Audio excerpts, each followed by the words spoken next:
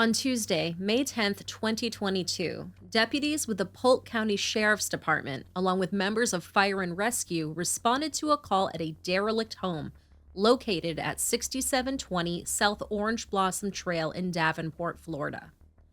The property, which sat on State Highway 17, contained 4 ruined houses, a storage trailer, a vast array of vehicles, and large orange signs warning passersby to keep out. According to an affidavit, first responders were dispatched to the home for the report of an unresponsive child. At the time of our story, the little girl, who has not been named, was just 2 months shy of her 3rd birthday. When they arrived on the scene, the little girl was located in an inflatable pool that was being used as a makeshift playpen. Sadly, there wasn't anything that the deputies or the rescue workers could do for the little girl. She was already dead. The little girl was born on July 25, 2019, to parents Regis Greg Johnson, age 57, and Arhonda Shirley Tillman, age 35. According to one of Arhonda's many Facebook profiles, she also had a baby named Faith, who was born a year prior. That child lived in Arizona with her cousins. It's unclear what prompted the move from Arizona to Florida or why she didn't have her daughter. According to reports, the couple had met at church, and Arhonda was about 4 months pregnant with another baby. What's really sad is that her social media, which is public, is devoid of any mention of her child with Regis or her current pregnancy. At first glance, it seems as if Arhonda just liked to play app games all day. During interviews, Regis told detectives that when his daughter was born, there were some concerns about her health. Allegedly, doctors believe that she shared what he referred to as a muscular dystrophy gene with Arhonda. According to Regis, he took his daughter to a doctor's appointment in July of 2021 for testing, but the results came back inconclusive. Regis further claimed that his daughter was last seen by a physician in August of that same year. Father stated that for the past 2 days, the toddler hadn't wanted to eat very much, and when he'd try to feed her, she would only take a few bites. Now, Regis said he had placed his daughter in the inflatable pool at around 5:15 a.m., where he left her alone to play with her toys. When he returned a short time later, by his own admission, she was cold to the touch and she was not breathing. When detectives interviewed Arhonda, she claimed that she attempted to feed her daughter a turkey sandwich the night prior on May 9th, right before she put her to bed. She too echoed Regis's sentiment that the little girl just didn't want to eat. She claimed that she had attempted to call 911 prior to Regis's call, and that first responders were supposedly busy. She also added that she could crawl but not walk. Now, generally speaking, babies usually start walking sometime between about 10 and 18 months old. Before walking, babies will usually have been crawling between 7 and 12 months, and pulling themselves up to stand usually between 9 and 12 months. Remember, at the time of our story, Arhonda and Regis's daughter was 2 years, 10 months old. Although there are a number of reasons why a child might have a delay in the ability to walk, none of them would have applied to the toddler in our story. We'll discuss why in just a moment. The detectives next reached out to this little girl's pediatrician, and this is when Regis and Arhonda's web of lies began to unravel. According to the doctor, this child was last seen in January of 2020 for her 6-month checkup. Allegedly, the office staff attempted to make contact with the parents numerous times following that appointment, as there was concern that the child may have cystic fibrosis, not muscular dystrophy as Regis had previously claimed. During the course of the investigation, the detectives discovered that the Department of Children and Families had opened a medical neglect case against Regis and Arhonda on December 10, 2019. According to reports, the toddler was consistently losing weight, and her parents were not following up with doctor's appointments, which reflected exactly what the pediatrician shared with the detectives. Allegedly, the DCF report indicated that the parents needed to comply with DCF instructions and adhere to a series of weigh-ins with the child's primary care physician. Following several positive weight checks, DCF eventually closed their investigation. We'll be back in just 1 minute. Please stick around for the following ad. It not only supports the channel, but it also supports charities in our area.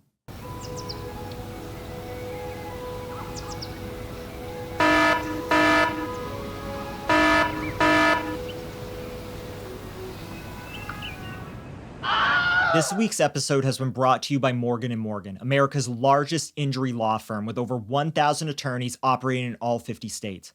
When you're hurt, you deserve the best on your side because your injury could be worth millions and insurance companies often lowball clients' claims. Just in the past couple of months, Morgan & Morgan saw verdicts of $12 million in Florida, 34 times the highest insurance offer, as well as $26 million in Philadelphia, 40 times the highest insurance offer, as well as $6.8 million in New York, 25 times the highest insurance offer. All law firms are not the same. Morgan & Morgan is the biggest for a reason. They have won a lot. It takes only a few minutes to see if you have a case, and the fee is absolutely free unless you win. Did you know you can start a claim with America's largest injury law firm in just one click? It's so easy. You can start your claim now with Morgan & Morgan at forthepeople.com/themiserymachine or click the link in the description. Thanks, and back to the episode. On Wednesday, May 11th, 2022, the day after her tragic and untimely death, the District 10 Medical Examiner's Office conducted an autopsy on the child's body. It was found that at the time of her death, she had no food in her stomach. Now, this wasn't likely because the little girl didn't want to eat. It was because she wasn't being provided proper nutrition. At almost 3 years old, she weighed a mere 9.5 pounds. This is the weight of some newborn babies. Generally speaking, girls weigh anywhere from 25 to 38 pounds at her age. In the end, the medical examiner ruled that the little girl suffered from long-term starvation. This is more than likely why the little girl couldn't walk. She was just skin and bones. Now, following the autopsy, the detective circled back and spoke with Regis Johnson. He finally admitted that his daughter's last doctor's appointment was indeed in January of 2020 and not in August of 2021, as he previously reported. He told the detectives that he knew his daughter was not gaining weight and developing as normal. Regis further admitted that he knew she was losing weight and was not thriving, and still did not seek medical attention. That same day, Polk County Sheriff's Office homicide detectives arrested Regis Johnson and Arhonda Tillman. The couple were charged with 1 count each of negligent CA causing great harm. This is a second-degree felony.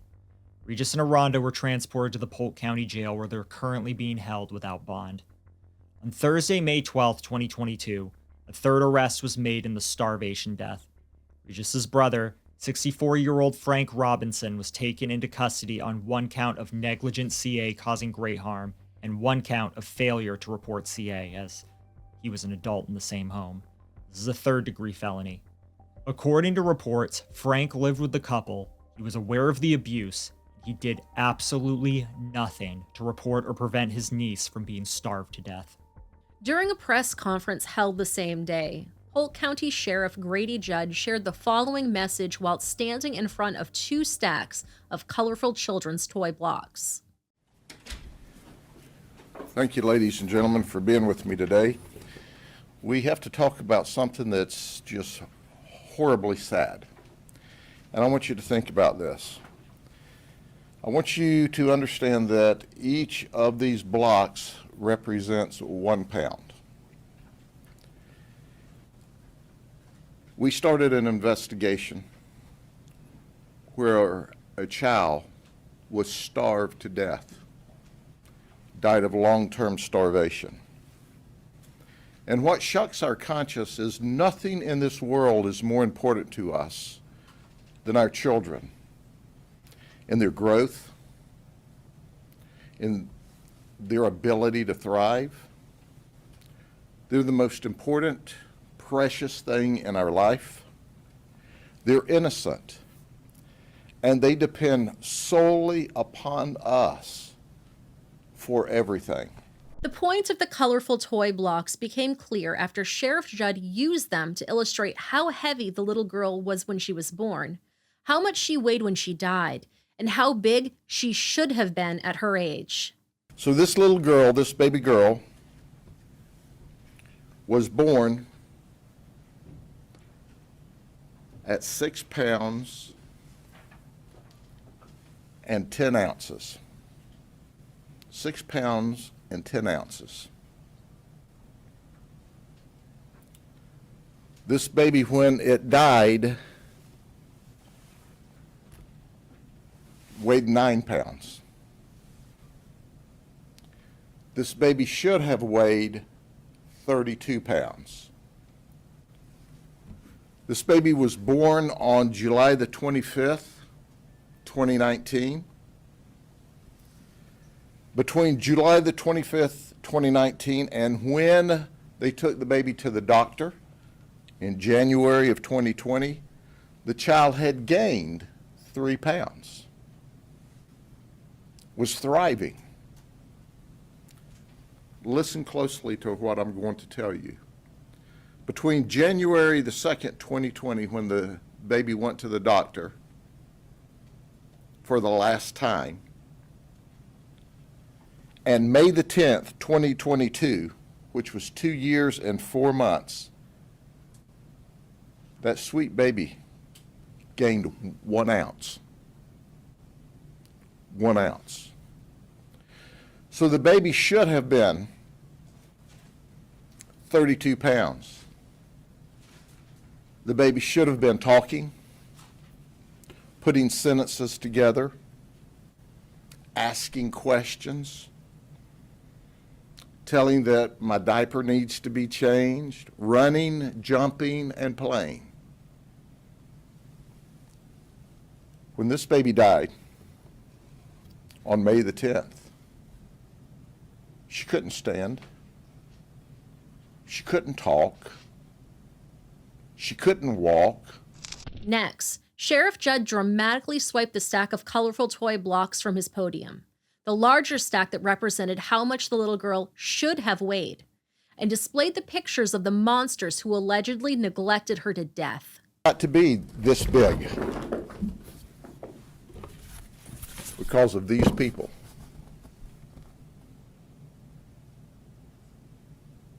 This is mom at 35. This is dad at 57. Allegedly, he was her counselor at church along the way. Oh, he weighed 213 pounds.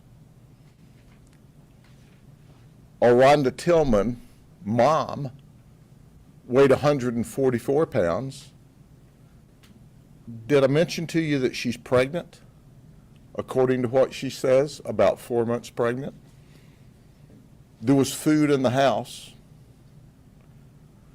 Regis Johnson, the dad, told us, oh, the baby ate a sandwich yesterday and some chicken nuggets last evening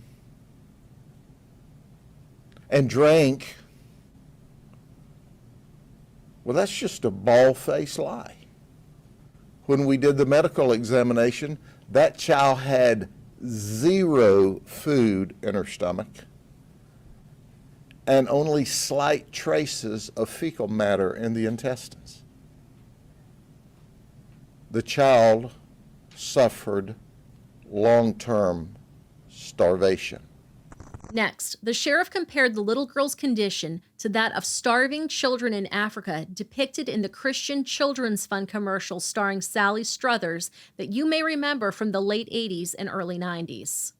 The simplest thing in the world is to just turn all this off. Turn off babies who are near death simply because they have no food or water. I can't. I've seen too much. Now I want to call your attention, for those of you who remember the Sally Struthers commercials where she was raising money for the children that were malnourished and starving. And you'd see those horrible pictures of those children. Keep in mind, they were still alive. This baby laid in a playpen made out of an inflatable swimming pool and starved absolutely to death. Sheriff Grady Judd then went on to explain the charges against the couple and his department's plans for the future. He then reviewed what went on in the Johnson-Tillman household on the morning of the incident, including what the little girl looked like when they found her dead.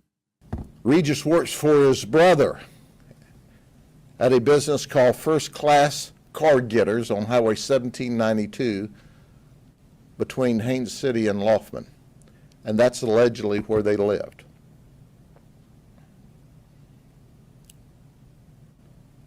We know that the doctor did the things that he should have. We know that there's investigations underway. We're doing a lot more investigation. There's a lot of questions we can't answer because we're early into the investigation. There's some questions we can't answer because they're protected by DCF regulations. These folks are both charged with aggravated child neglect at this moment in time. Obviously, it is our intention to charge them with the appropriate murder charges, but we've got to do medical investigations. The medical examiner's got to complete some work before we file those charges. But we got them into jail just as soon as we could.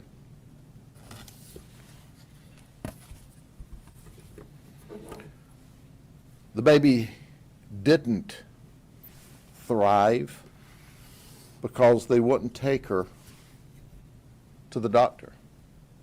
They wouldn't feed her. On this fateful morning, the father of the year called 911 and said that his child wasn't breathing. We talked to mom. She said she'd called 911 before, but they were busy. What? They made admissions. They defended their action. But I want you to understand that this baby, this little girl, this child that should have been thriving, gained 1 ounce in 2 years and 4 months.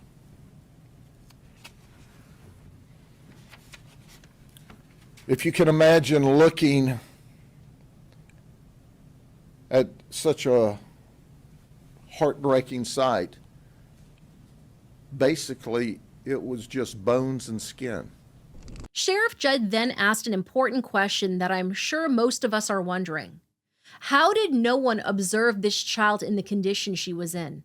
And why didn't anyone act?